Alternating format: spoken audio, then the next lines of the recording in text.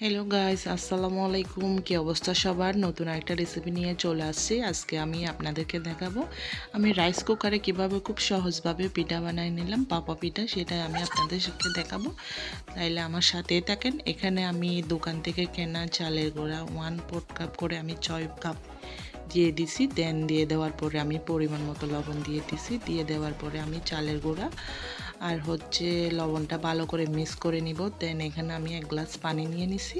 পানি নিয়ে আমি সুন্দর করে অল্প অল্প পানি দিয়ে প্রথমে আমি আটাটা মেখে একটু পানি নিয়ে মিক্স করে নিব।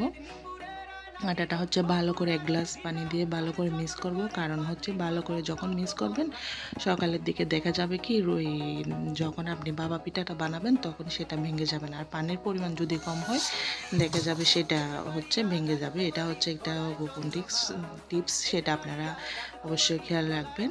এটা আমি সারা রাত দেখে রেখেছি।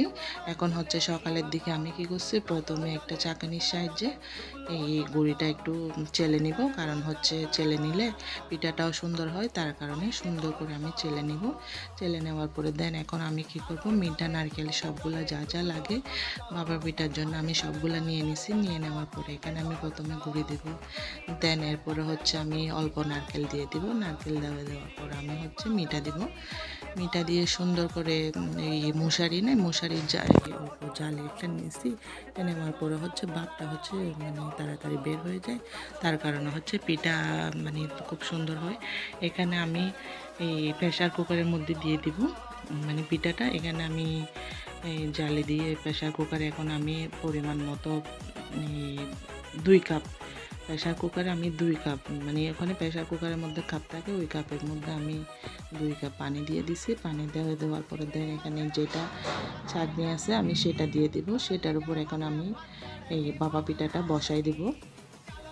সুন্দর করে বসাই দিয়ে আমি কি করব, তারপর ঢেকে দিব। ঢেকে দেওয়ার পরে প্রায় 10 থেকে 15 মিনিট আমি রাখবো। রাখার পরে যখন দেখা যাবে পানিগুলো সিদ্ধ হচ্ছে, তখন সেটা দেখেন দেখেন এটা এই ভাপ উঠতেছে। এখন আমি কিছুক্ষণ রাখবো। রাখার পরে দেন আমি সেটা নিয়ে ফেলবো। সেটা নিয়ে ফেলার পরে দেন এখানে আমি আরেকটা দিয়ে দিব। দেখেন এগুলো একদম চুলার মতন খুব সুন্দর হয়েছে। যাদের গ্যাস থাকে না হঠাৎ করে, তখন তারা এইভাবে এই রাইস কুকারের মধ্যে বানাতে পারবেন খুব সহজভাবে। কোনো ইজি একটা বিষয়। আপনারা চাইলে আমার রেসিপি ফলো করে এভাবে বানিয়ে নিতে পারবেন। দেখেন খুব সুন্দর হয়েছে দেখতে, মাশাআল্লাহ খুব সুন্দর হয়েছে। পিঠাটাও খুব নরম হচ্ছে, একদম চুলায় যেভাবে বানানো হয় ঠিক সেভাবে মানে পারফেক্ট একদম।